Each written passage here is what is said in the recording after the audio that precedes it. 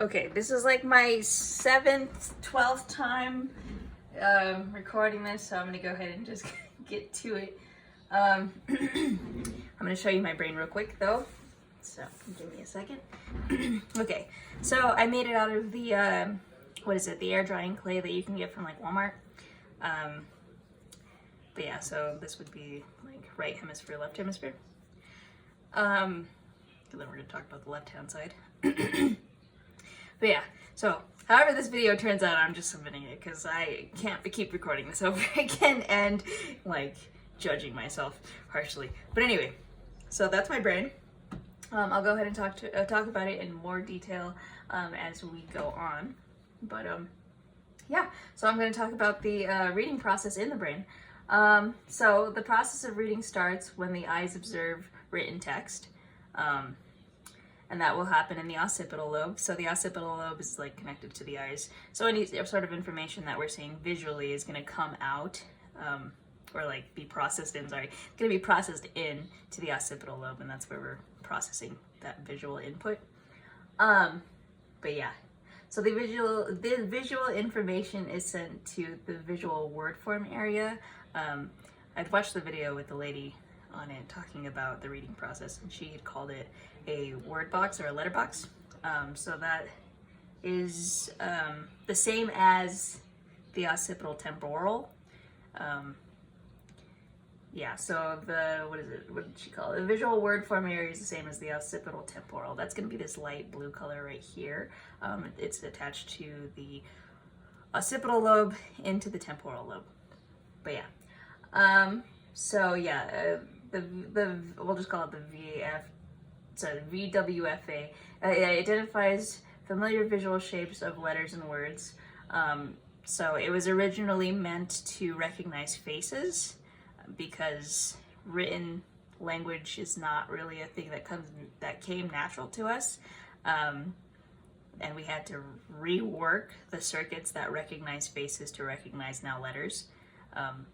So yeah, that's all happening right here in this region. But yeah, so after recognizing the shapes of the letters, the brain needs to map them to their corresponding sounds, which is phonemes. This step is crucial for beginner readers as it requires converting the visual symbols, so like the shapes of the letters, into sounds, a skill that comes with practice. So it's typically really hard for a child to remember what the sounds are of these letters and just remembering the letters like based on shape.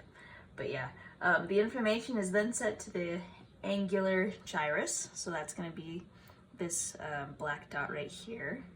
And the angular gyrus is a part of the brain located between the parietal. So the parietal is this blue section right here.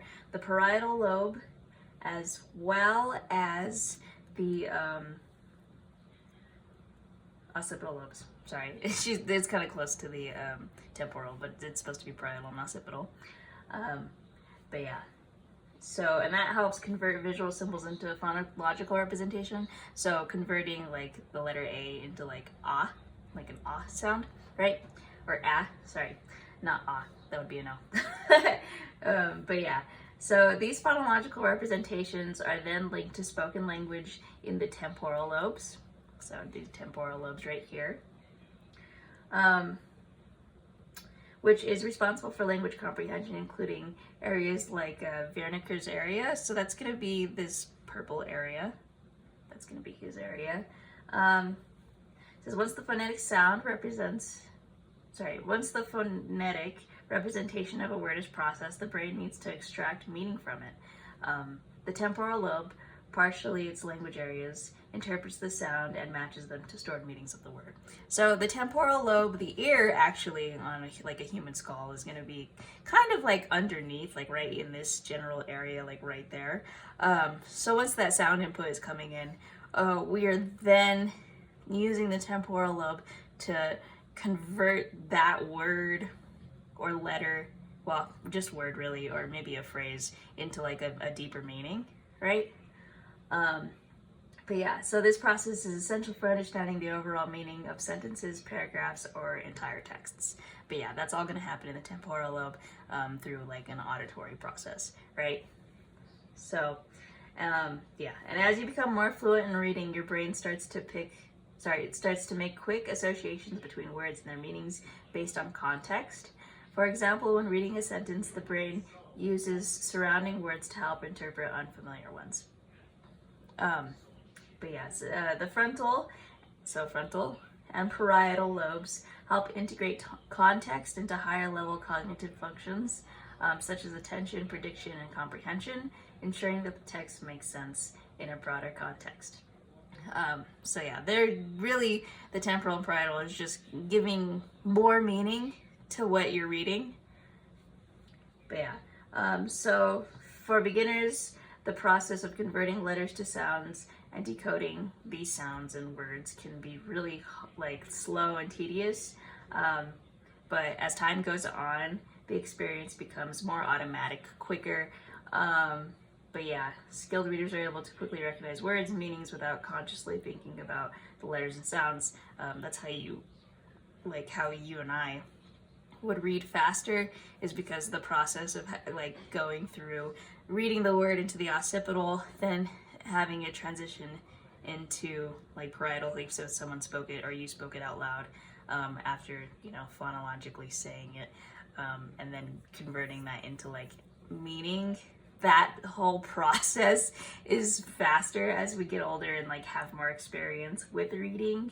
But yeah, so it becomes like an automatic process. Let's see, the video that I'd watched about the lady going through just like the steps of reading, she had talked about struggling readers and how, I guess, instructors will give them, like the kids that are struggling will tell them to like do guesswork essentially, to figure out like what's coming up next and what they're reading.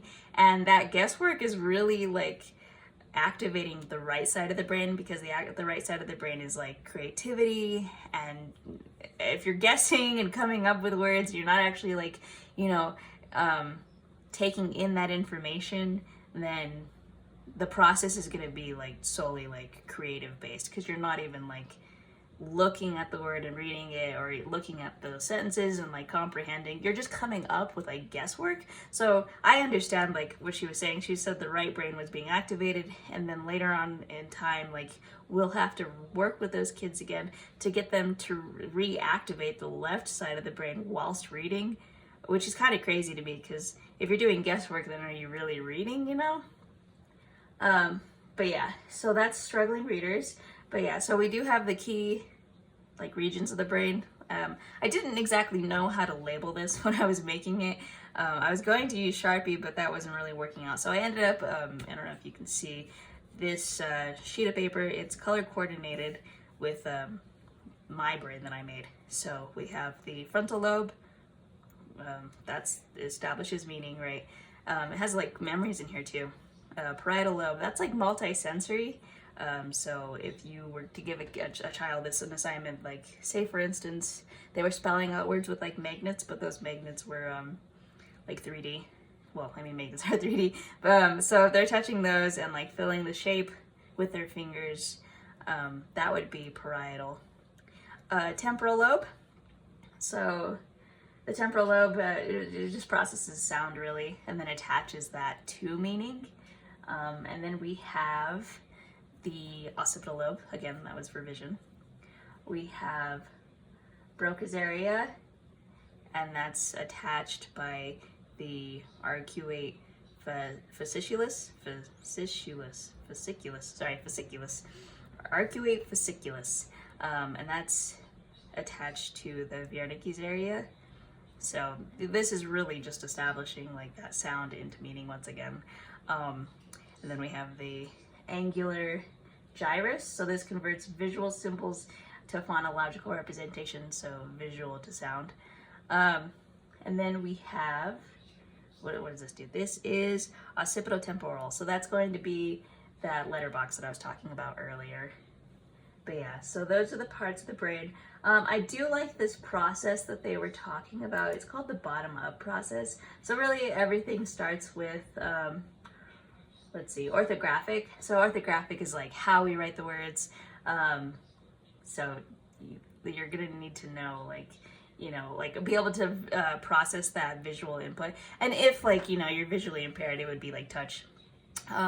So like filling Braille, processing that, and then if you're not, it would just be like I said, visual, and then that would transition to like phonological. So visual here, then to phonological. So that's making the sound, being like knowing that you're making that sound correctly, and then connecting that into meaning. And then after you connect that meaning to it, then you apply the context of like the text all together. But yeah, I think that's pretty much it for what I had for how the brain works, really. Let's see. I think that was it though. But yeah, so I hope my brain is good enough. Yeah, and I guess my explanation. But yeah, cool.